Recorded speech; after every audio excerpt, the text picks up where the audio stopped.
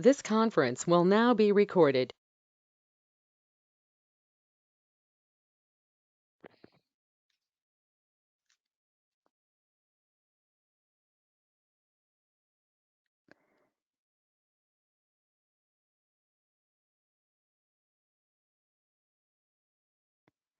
Hello students, I'm Dr. Divya from TeenEinstein.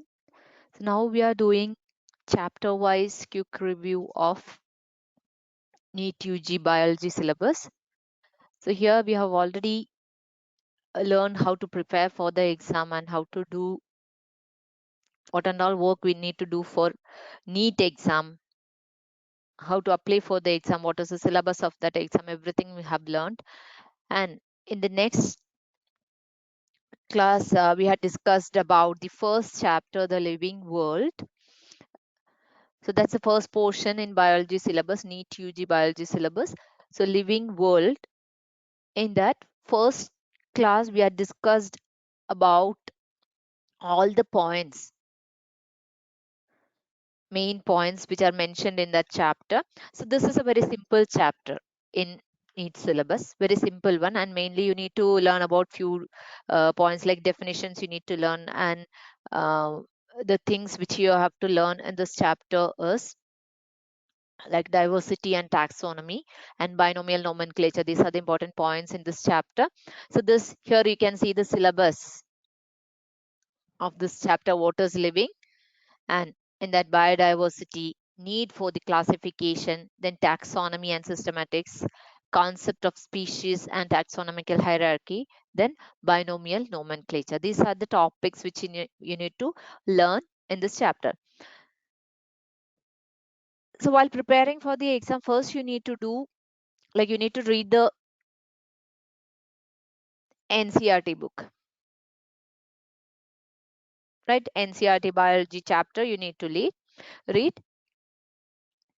Next thing is, and we know that if you're reading an NCRT book, it won't give much clarity about that concept, right? So next you need to move to a clear version of that.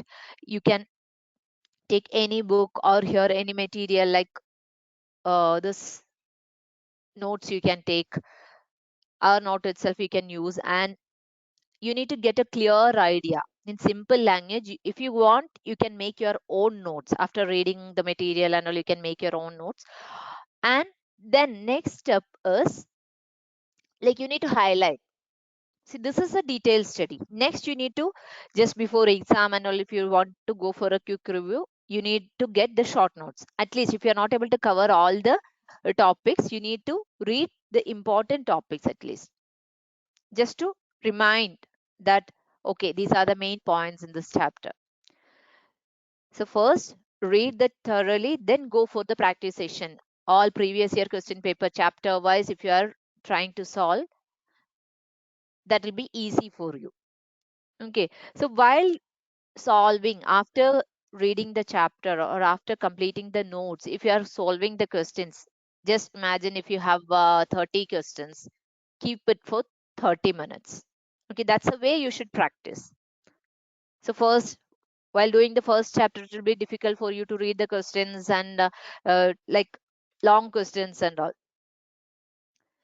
It will be difficult for you, but always try to keep that timings. Set it for 30 minutes and try to resolve, because for NEET exam you will get 1 minute for one question.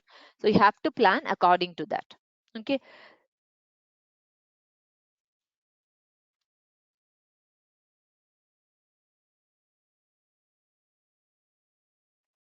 So here we are discussing the previous year questions now, because we have already covered the topics, or we have discussed all the main points.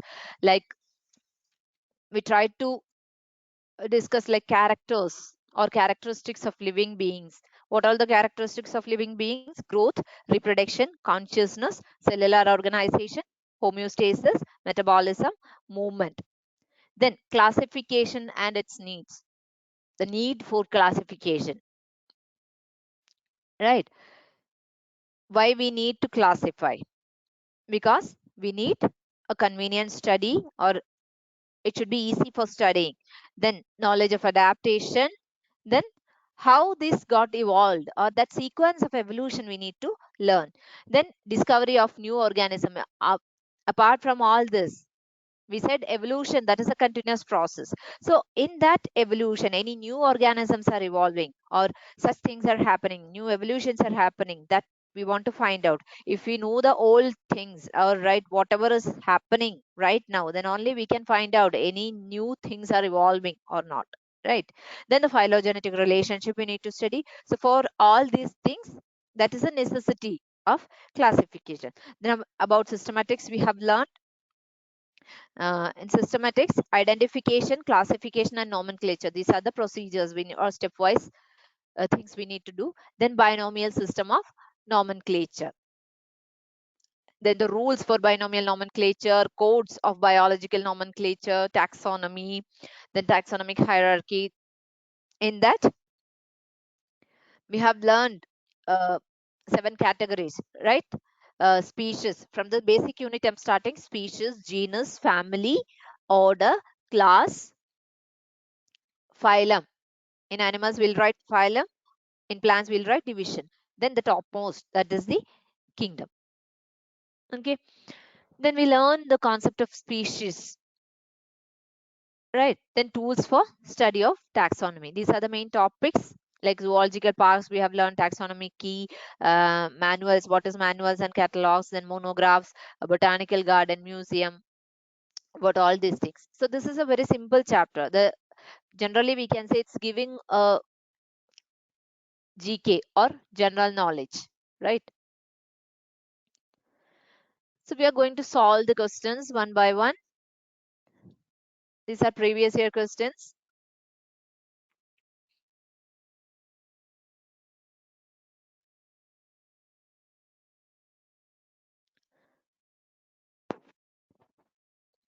So here the first question is, it is much easier for a small animal to run uphill than for a larger animal. What is the reason? Here they have given 4 reasons. First, option A, it is easier to carry a small body weight. B, smaller animals have higher metabolic rate.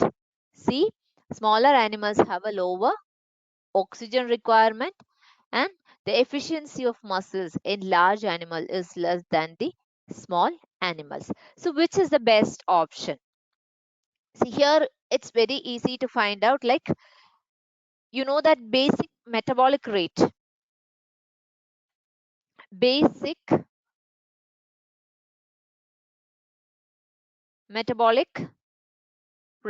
that is inversely proportional to body size. Inversely proportional to body size, right? So what here it will happen, like smaller animals, they have higher metabolic rate, so energy production will be more. So smaller animals have higher metabolic rate, that's why for them, so here which one you are selecting? See, option A, they have given it's easier to carry a small body weight. Is that the reason? No. Smaller animals, they have a higher metabolic rate. Okay. So here the metabolic rate, that is, or the basic metabolic rate is inversely proportional to the body size. So here smaller animals, which animals will be having higher metabolic rate? Smaller animals will be having higher metabolic rate.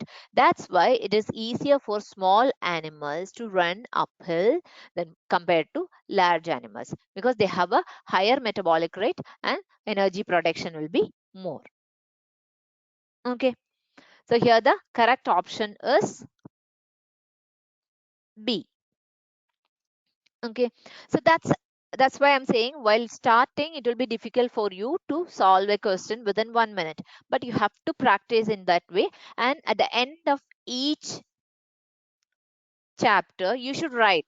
See, out of 30 questions, how many questions you answered, what is your score, and what are all changes you need to make in your study timings, or which topic, if a difficult topic, how much time you need to spend more for that topic. Everything you should plan. And in which, like for one question, how long you're taking for to resolve one question. And if a simple just direct question, sometimes we may not take 1 minute also, right? So that time you're saving. So finally, 30 questions, if you're taking 30 minutes, it's fine, right? The same speed you need to maintain. Then if 30 questions you are solving within 45 minutes, you should plan accordingly where you are making a mistake and where you are taking more time. Okay. Then we are moving to the second question now. Which one of the following aspect is an exclusive characteristic of living things? So here you should have a clear picture of the characteristic features of living things. We have already learned these and all direct questions. There is nothing to think much. Like isolated metabolic reactions occur in vitro. And second one, increase in mass from inside only. Third option, perception of events happening in the environment and their memory. Then increase in mass by accumulation of material both on surface as well as internally. Okay, so which one of these aspects is an exclusive characteristic of living things? See, all living things, we know that they have the capacity or they have the ability to respond to their environment. So this is, we can call that as stimulation, right? So here, perception of events which are happening in the environment and their memory. They have the capacity to understand, or they have the ability to understand what is happening around them, right? So events happening in their environment and what is happening in their memory, they can respond according to the environmental condition. So all living things have the ability to respond to their environment, and we can call them as, or that capacity as, stimulation, right? So this is the exclusive characteristic of living thing. Increase in mass from inside only, thus that we cannot take as an exclusive character or special character. Then isolated metabolic reaction occur in vitro. Increase in mass by accumulation of material both on surface, that may happen for non-living things also, right? So here the response according to the stimuli, that is an exclusive feature for living things. So here the answer is C. This is the correct option. Third one. See, here you can see biological organization starts with, right? This is a very simple question, and here you won't take even 1 minute, right? So biological organization, that is starting with submicroscopic molecular level, like virus, bacteria and all. So here what you can say, biological classification. First, what you will think, okay, it starts from what is the basic one is cell. See, from the cellular level, again, submicroscopic molecular level it reached. Right. So don't get confused. So these are all direct questions. You should click. Just read the four options. A, cellular level, organisms level, atomic level, submicroscopic molecular level. Okay. So here, what you need to know, cell. Only these organisms level. No, not the organisms level and all. From that also we went to the subcategories or the lower categories.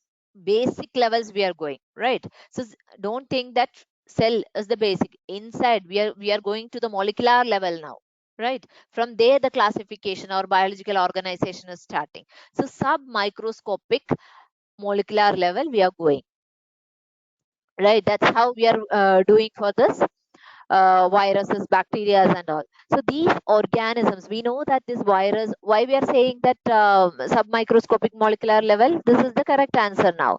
Why? How we can define that? All these virus or bacteria, such molecular or microscopic organisms that we cannot see with our naked eyes, without the help of microscope, or even uh, with naked eyes we cannot see that, and we are doing the molecular level studies of that, right? So biological organization starts with submicroscopic molecular level. Here D, that is the correct answer. Next question. Here the living organisms can be unexceptionally distinguished from non-living things on the basis of their ability for what? Interaction with the environment and progressive evolution. Option B is reproduction. Option C is growth and movement.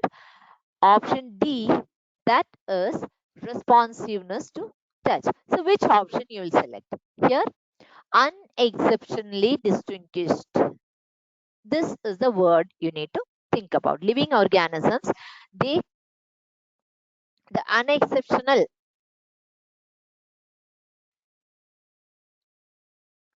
what from this, which ability you will select?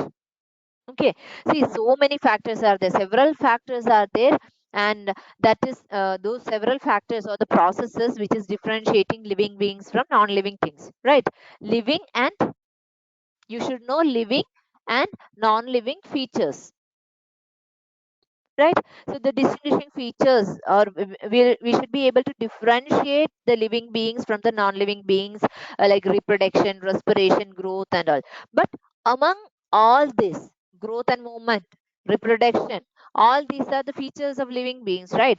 So from this, respiration, growth, all these are the features of living beings. But among them, reproduction, that is the only difference which is differentiating the living beings from the non-living beings without any exception. Reproduction, right? So here, reproduction, that is the right option, unexceptional option which living things are doing.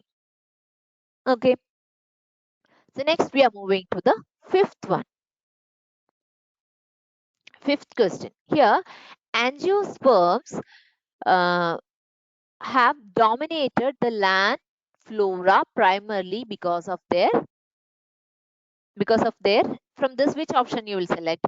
Power of adaptability in diverse habitat, or property of producing large number of seeds, then nature of self pollination, domestication by man. So which is the option, or which is the correct answer? Like, angiosperms have dominated the land flora, what is the reason for that? So here, angiosperms,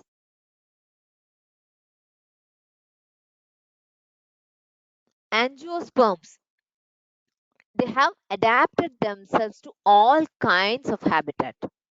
They can live in all kinds of habitat, right? So as a process of evolution, or as a result of the evolutionary process, they have all the kind of adaptations. They can survive in almost all the habitats, right? Terrestrial, aquatic, tropical, deciduous, and alpine habitats they can. Okay, so then another one is self pollination. That is what we can say, self pollination. Here, nature of self pollination, that we can see only in few angiosperms. Okay, this self pollination, that is only in few angiosperms we can see. Then another character which we can say, like a large number of seeds.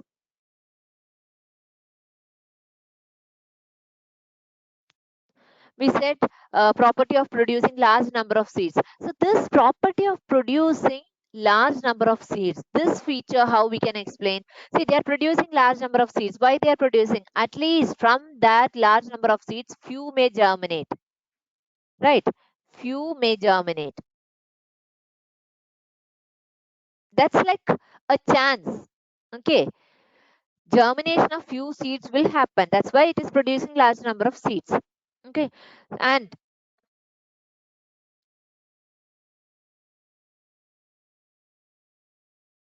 here the fourth option, domestication by man. How we can define that?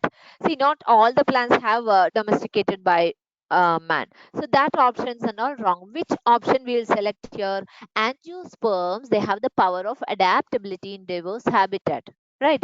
If how much domestication by man or natural self-pollination, then they have the capacity to produce many seeds, whatever maybe. If they have the capacity to produce many seeds, and if they are going to a desert condition there, nothing is germinating, what will happen?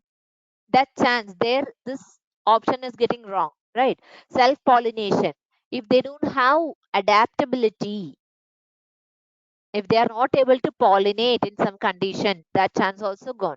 Then domestication, it's not possible in all the cases, domestication by man, right? So here the best option which we can select is option 1 or option A, power of adaptability in diverse conditions. Those who have those who can adapt to all conditions, they can withstand or they can adjust with all conditions, they can dominate, right, they can survive. So that's the best option here. We can choose power of adaptability in diverse habitat. Clear?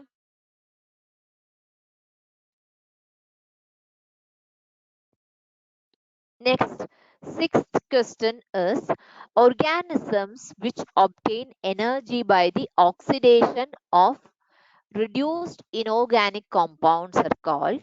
See, the organisms which are obtaining energy by the oxidation of reduced inorganic compounds, they are called as, you don't get much confused by reading the questions. See, here the organisms which are obtaining energy by chemical reactions.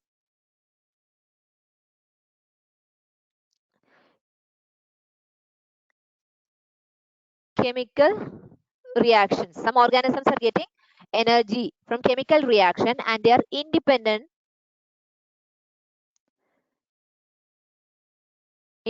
of light. Right. See, during photosynthesis also chemical reaction is taking place, but that is depending upon light. That light dependent reaction. So light independent reaction, and that is a chemical reaction. Such reaction, organisms which are getting energy from such reaction, they are called as chemotrophs. Right. Chemoautotrophs. Okay. So when the reductants they are obtained from the environment in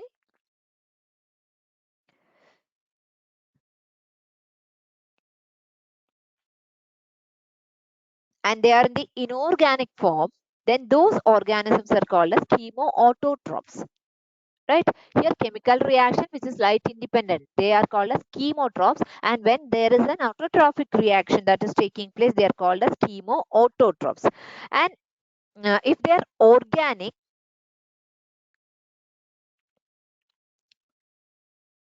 the reactants are getting from the environment, that is called as chemoautotrophs. And if they are inorganic, those organisms are called as chemoheterotrophs. They're doing on, or environment is giving that reactants, that is called as chemoautotrophs. Of if they're organic,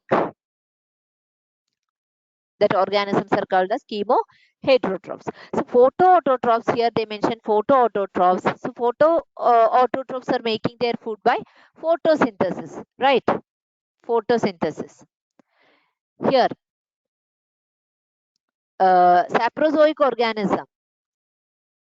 Saprozoic means they are getting energy from dead materials, right? Dead and decaying matter, they are getting energy from that, right?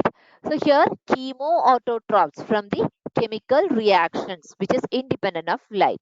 So this here B is the right answer. And if you're getting such kind of questions, here you're getting four options, right? So while solving these questions, just mark the other options also. Here, you are knowing that chemoautotrophs. You know very well chemoautotrophs. That is the chemical reaction, and from that they are getting energy. So inorganic compounds they are using, and they are obtaining energy after the oxidation of that. So you are calling them as chemoautotrophs. Here you are getting all other three definitions. So here, along with this option, you should learn what is photoautotrophs, saprozoid, then crop, this coproheterotrophs. All these, just for a reference, you should check that. At the same time, you should check that or mark down somewhere. Then note down all those definitions also. Maybe it will be useful for another question. Next question, seventh question is,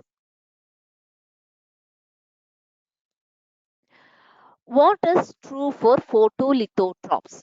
Photolithotrophs. First option, they obtain energy from radiations and hydrogen from organic compounds. Then they are obtaining energy from radiations and hydrogen from inorganic compounds. They are obtaining energy from organic compounds. They are obtaining energy from inorganic compounds. Like this, four options they have given, right? Here, you should know what is photolithotrophs. Actually, photolithotrophs,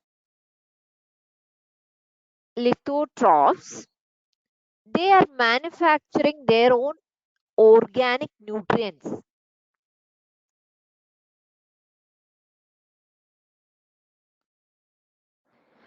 First of all, they are manufacturing own organic nutrients from the inorganic organic nutrients. They are manufacturing their own, right? And they are manufacturing this organic nutrients from the inorganic raw materials, from inorganic raw materials, and they are manufacturing their own with the help of radiation energy. Here, with the help of radiation energy. So you should know this. So which option you will select? Option B. They are obtaining energy from radiation and hydrogen from inorganic compounds. Energy from radiation and hydrogen from inorganic compounds. They are uh, they are manufacturing their own, right? And they are getting photolithotrophs. So radiation is there, and they are obtaining energy from radiation, and they are manufacturing their own organic nutrients, and from where they are getting the material, inorganic raw materials. From there they are creating organic nutrients. Okay, so the correct option is option B. Next, eighth question, first life on earth was, this is a direct question, right? First living being were formed in the environment of sea, which is having abundant organic molecules, right? And they absorb the organic material for the sake of nutrition, and they were chemoheterotrophs, right? This we have learned, chemoheterotrophs. So first, what is that? First living beings, where it was, that was formed in the sea, right?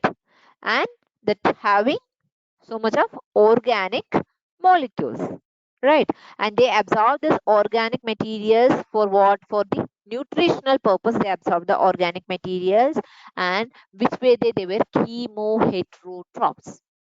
Clear?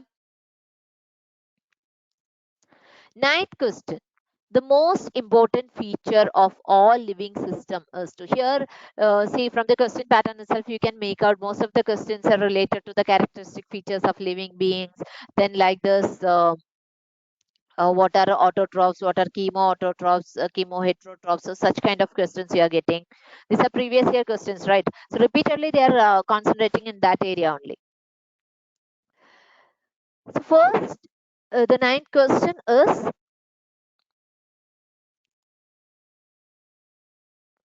Most important feature of all living system. Utilization of oxygen to generate energy, replicate the genetic information, produce gametes, utilize solar energy for metabolic activity.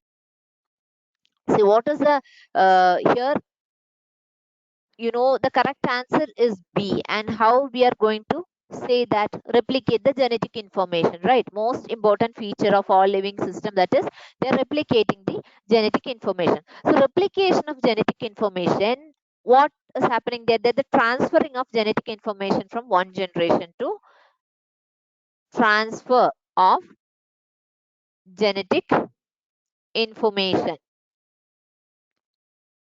from one generation to next generation. So without any confusion, you can say that B is the correct answer. Replicate. See, most important feature is the replication of the genetic information. Then only they can pass from one generation the genetic information to the next generation, right? Then only the previous generation characters will come to the next generation. Right, otherwise each and every generation will be different in the sense different types genetic informations are not passing, means entirely different organisms will be there in each generation, right? So they are passing the genetic information, they are replicating the genetic information from one generation to next generation, or they are transferring the genetic information. So B is the correct answer, replicate the genetic information. That is the most important feature of all living organisms. 10th question is, the book Genera Plantarum was written by Bentham and Hooker. This, while discussing the important point, also we mentioned Bentham and Hooker. He wrote the book Genera Plantarum. Then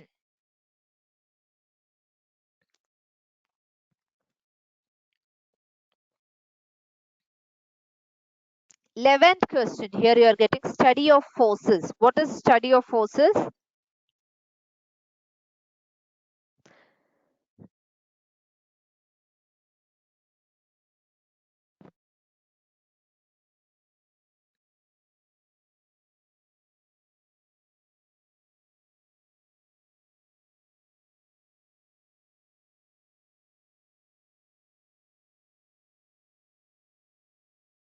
Study of fossils. Here you can say the first answer, paleontology. That study of fossils. See, what is paleontology? Study of fossils. That is a branch. Here, that is a branch of zoology, okay, which is concerned with the study of fossils.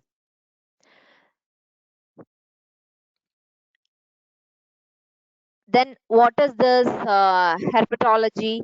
Herpetology, again, that is a branch of zoology, and that herpetology, that is concerned with the study of amphibians and reptiles. Amphibians and reptiles. So this is what I said. Like this terms you are getting, means note down. That notes also you need to make. Like this short notes you make, study of amphibians and reptiles. Then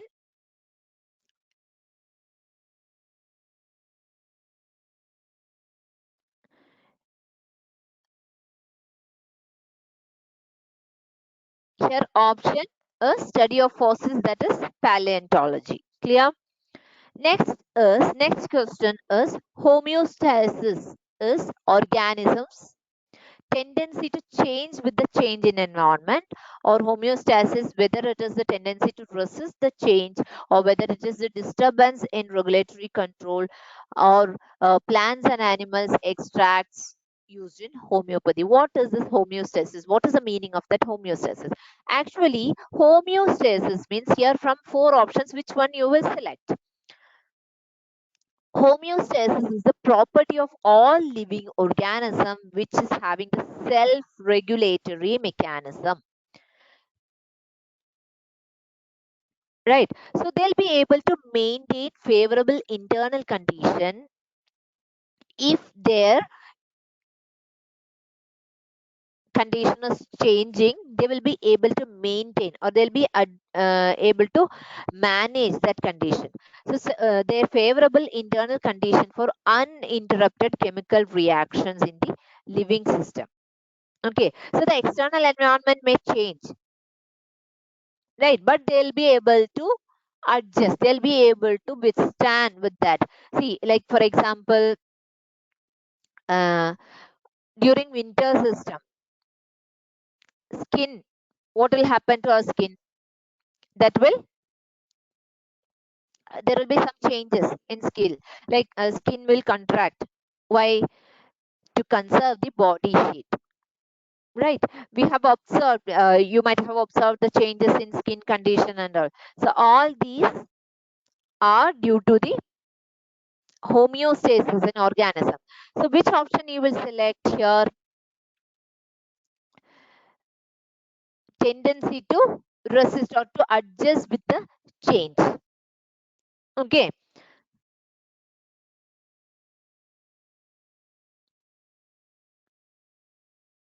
you can select the correct option.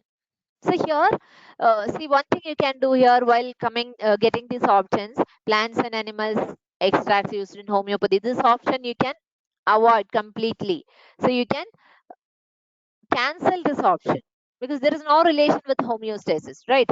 Maybe two options will be there, which is making slight confusions for you, right?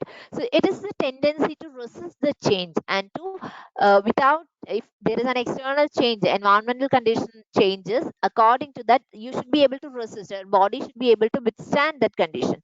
So resisting the change, the tendency to resist that change, here you may get confusion in these options, but these completely you can cancel, right? That's how you should spend. See, two options you can delete completely, then go for the confusing options. And if you are getting confused, don't mark such kind of confusing questions. Okay, just leave a gap. Later you can, if you have time, later you can come back to that question.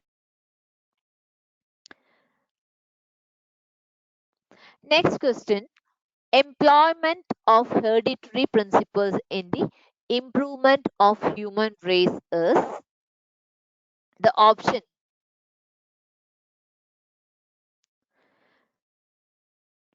B, eugenics.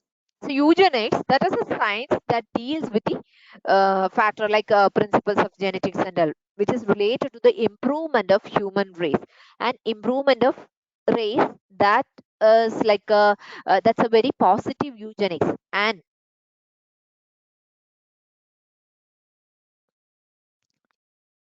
here you can say that if the factors are impaired, then it will become a negative eugenics. Okay, so eugenics is a science which is dealing with the factor which is related to the improvement of human race. Science deals with the improvement improvement of human race. Science that deals with the improvement of human race. Okay, next question, 14th question is, so here correct option is B, employment of hereditary principles in the improvement of human race improvement. That the science which is dealing with the human race improvement in the sense principles of genetical principle, in that such kind of improvements we are trying to bring, that science is called as eugenics. Next question is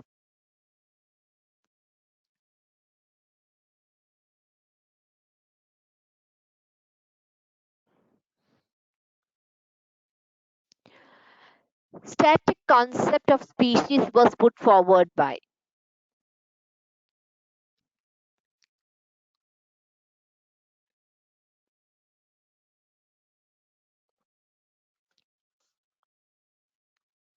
Linnaeus. Calls Linnaeus, he introduced the binomial system of nomenclature also. Right? Linnaeus introduced the binomial system of nomenclature in his book Species Plantarum.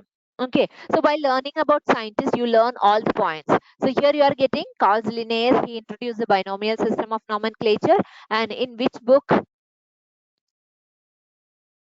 Species Plantarum. That was a book written by Carl Linnaeus, and he said uh, within the species there can be variations within the species, but They do not change from one species to another. Within the species itself, we can see variations, right? But from one species, they will not change to another species. So that is a static concept of species. One species cannot change to the other species. That will not happen. Species will be constant, right? But slight characteristic changes will be there, but one species cannot completely change it to another species. That concept was put forward by Carl Linnaeus. Okay, so here option B is the correct answer. Question number 15. Here, nomenclature is governed by certain universal rules. Which one of the following is contrary to the rules of nomenclature? See, we have learned that binomial nomenclature or nomenclature, the rules and regulations, how we need to do everything. So here, the right here they have given four options. Biological names can be written in any language. The first word in a biological name represents the genus name, and the second is a specific epithet. That's correct only. And the names are written in Latin and are that is Latin, right? And in italics also we'll write, while printing we'll give that in italics. Then when written by hand, the names are to be underlined separately. This is correct rule and this is also correct. So here, which one of the following is against or contrary to the rules of the nomenclature? We know that while writing scientific name, there will be two parts. One is the genus name. First part is the genus name and second part is the species name. And genus name we need to start with a capital letter, and species name will start with a small letter. And while writing, we should write it separately. Genus name in capital letter, species name in small letter we need to start, and we need to underline. And if you are printing that, we should write that in italics, or we should print that in it, we should make it in italics, right? So here, biological names can be written in any language.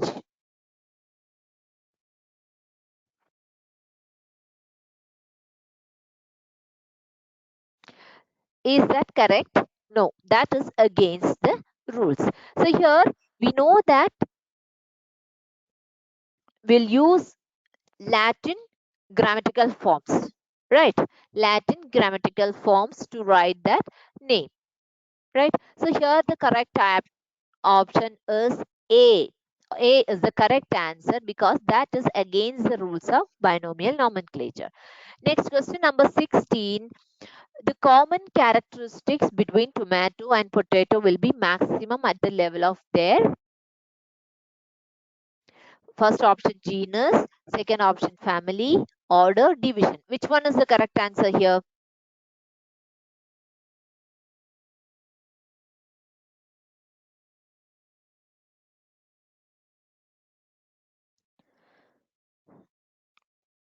See,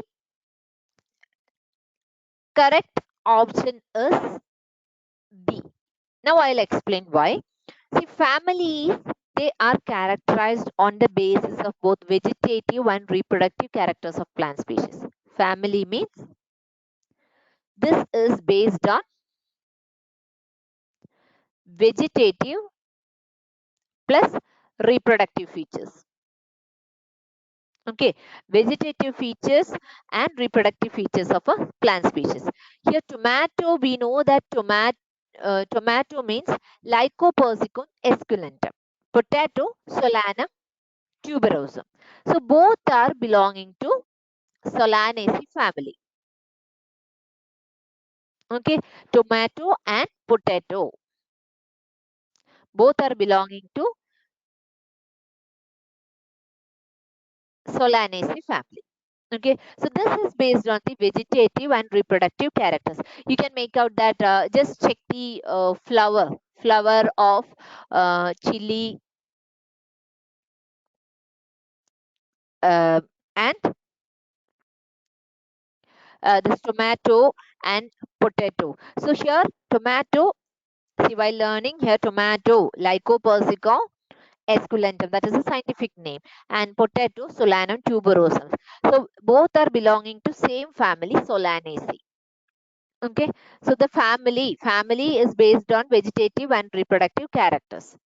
Okay, that's how the common characteristics between tomato and potato will be maximum at the level of their family. Next question. Which one of the following organism is scientifically correctly named, correctly printed according to the international rules of nomenclature and correctly described? So here you should know what is the rules and regulations for binomial nomenclature. Musca domestica, the common house lizard, which is a reptile. Then Plasmodium falciparum, that is a protozoan pathogen which is causing more serious type of malaria. Then Felis tigris, that's Indian tiger, well protected in Gir forest. E. coli, Entamoeba coli. This is which is a common bacteria which is present in human intestine. So in this question number 17, which one you will select?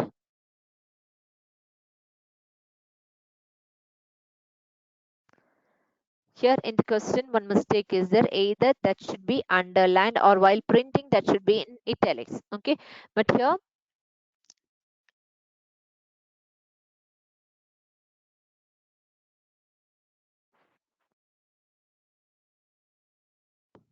option C, Felis tigris. Okay, this is the correct answer. The Indian tiger well protected in Gir forest. Felis tigris is Indian tiger, right? Here, Plasmodium falciparum, that is a protozoan that causes malaria.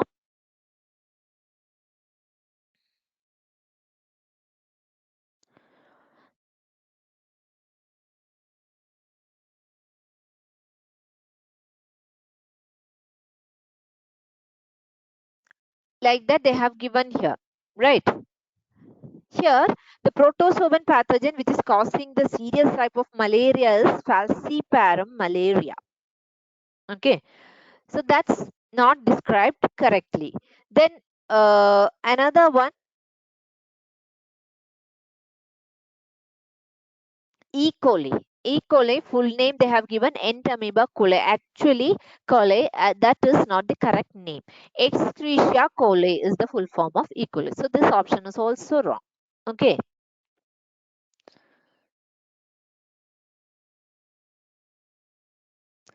Then Musca domestica, this is the common house lizard they have given. This is not the house lizard. Actually, Musca domestica, that is the housefly, and that is an insect which is belonging to arthropoda, right? So all these three options are wrong. Here the correct one and the best description is Felis tigris, Indian tiger, which is well protected in Gir forest.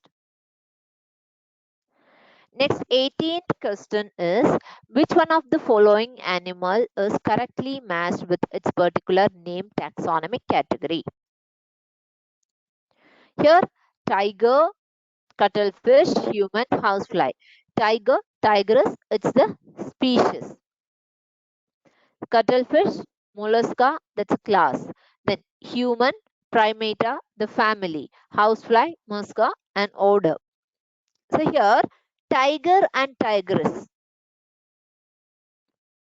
these both are from same genus with a particular taxonomic category. So this is the correct option. See, for this type of question, it's very easy to sort out. So no need of description also, you can easily make out. Next, 19th question, ICBN. This I have given while explaining, even while doing the quick review also we have mentioned all the codes. ICBN, International Code of Botanical Nomenclature. The option is A, International Code of Botanical Nomenclature, International Code of Botanical Nomenclature, that is ICBN. ICBN stands for that. Okay. Next question number 20 is,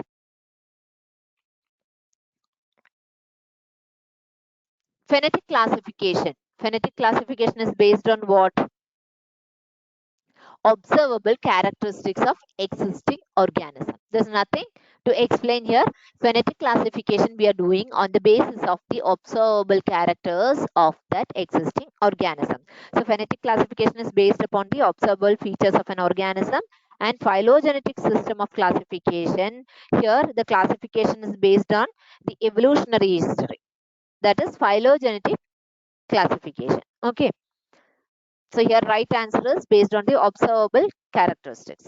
Then question number 21, biosystematics. Biosystematics, actually biosystematics is the study of diversity of organism and all their comparative and evolutionary relationship.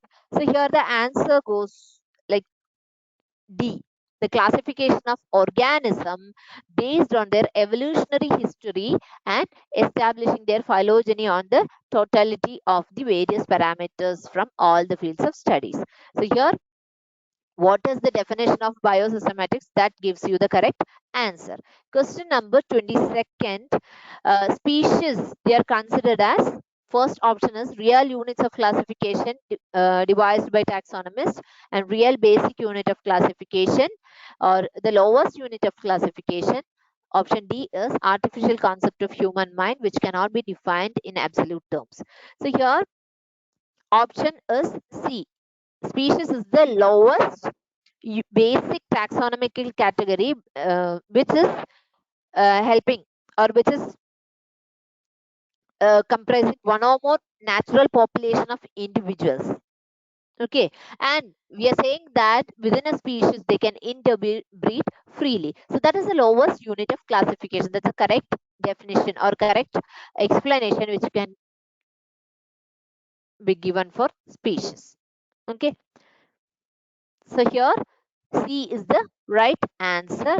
Next question number 23. Here, what is true for individuals of same species? First option, they live in same niche and live in same habitat. They can interbreed. They live in different habitat. So which is the right or most suitable one for question number 23? What is true for individuals of same species? We know that individuals of same species, they can interbreed freely. So here the right answer is option C. While explaining the last question itself, we said they can interbreed freely, right? So no individuals share the same ecological niche, but the members of the same species, they can interbreed, right? Next is question number 24, biological classification. Here, the practical purpose of classification of living organism. What is the practical need, or what is the use of this classification of living organism? Question number 24. Here, first option they have given, they explain the origin of living organism. Second option, trace the evolution of the organism. Third option, name the living organism and facilitate identification of unknown organism. Here, fourth answer, that will be more suitable, right? Biological classification means we are scientifically arranging the organism in the hierarchical series of groups, right? We are making that to groups, subgroups on the basis of the similarities and the differences of their features, right? So here what is happening finally, it is helping us to identify the unknown organism. Whatever is available based on their features, we are making the similarities and differences. Based on that, we are making the groups and subgroups, everything we are doing, but finally it is helping to identify the new organisms, right? So option D, that facilitates the identification of unknown organism or new organism. Okay, so option D is the right answer. Next question, a taxon. What is a taxon? This question is repeated many times, you can see. So this is a basic definition, taxon. So taxon is a taxonomic group of any ranking. So answer D. It's not group of related families, not a group of related species, type of living organism. So it's a taxonomic group of any ranking. That's a taxon. Next is binomial nomenclature that was introduced by Linnaeus, right? That we have already discussed, and the book also you need to learn. binomial nomenclature was introduced by Carl Linnaeus. Question number 27. Species, that is the 4 options: unit of classification, unit in the evolutionary history of a tree, specific class of evolution, not related to evolution. From this, which option you will select? You can select first one, because we know that species is the basic unit of classification, and that is defined as a group of natural populations whose members can interbreed. Again, I'm repeating the same thing. They can interbreed. That is the basic unit of classification. So here, option A we can select, which is the right answer, unit of classification. Next question, question number 28. Binomial nomenclature consists of 2 words. Which are the 2 words? Binomial nomenclature that consists of a genus name and a species name. Right, first one is the genus name and second one is the species name. Genus name we will write in capital letter, species name in small letter. Genus name, what we'll do while writing, both we will underline separately, while printing we'll print that in italics. So here A, option A is the right answer, species and genus and species. Question number 29. Here the state taxonomy without phylogeny, that is similar to bonds without flesh. This statement is given by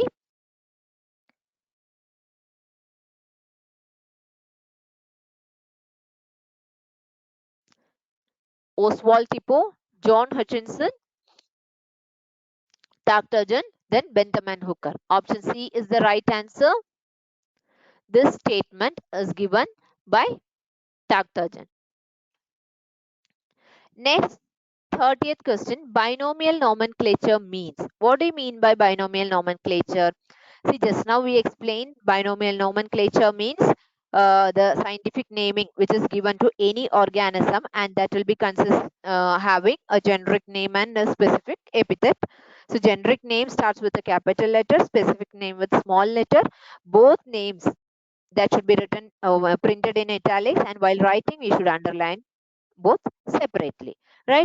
So in 30th question, binomial nomenclature means, from this one which you will select, the answer B, one scientific name which is consisting of a generic and specific epithet. Okay,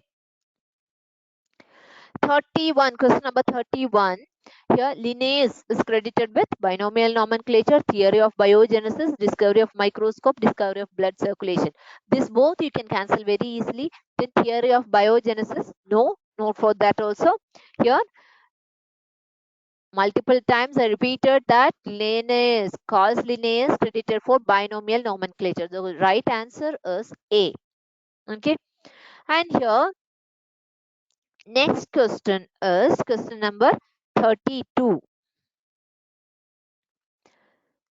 The term phylum was given by Cuvier, and Cuvier is the father of modern paleontology, and he introduced the term phylum. Okay, father of modern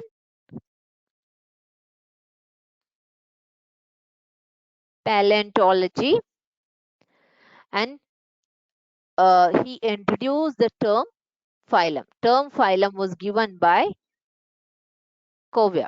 Okay, he is the father of modern paleontology. So these are now I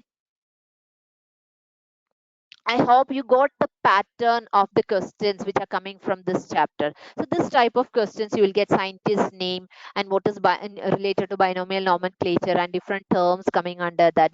So there are here in this chapter you will get almost direct questions. There is no confusing questions from this chapter. Okay, no need to take much time. So try to solve questions within 1 minute. So whatever questions, even if you are getting previous year question paper also, keep timing. Here you can practice after each and every chapter. See, here 32 questions are there. You can practice within 32 minutes. And if you are taking more time, try to next time when you are solving, try to reduce that. And whichever terms are not clear for you, mark that while writing the answers, while marking the answers, and try to clarify those points, and while making the notes, try to include those confusing points also. Okay, so it will be easy for you for a quick revision. Okay, so that's all about the first chapter.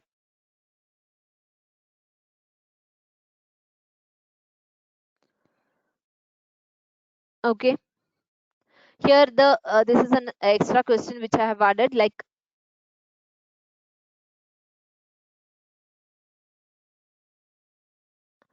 how it will go, like classification, species, genus, the order of classification that you need to learn, that I have already explained. So that's about the first chapter. There is no other topic from this. Try to resolve maximum number of questions from each chapter. Thank you.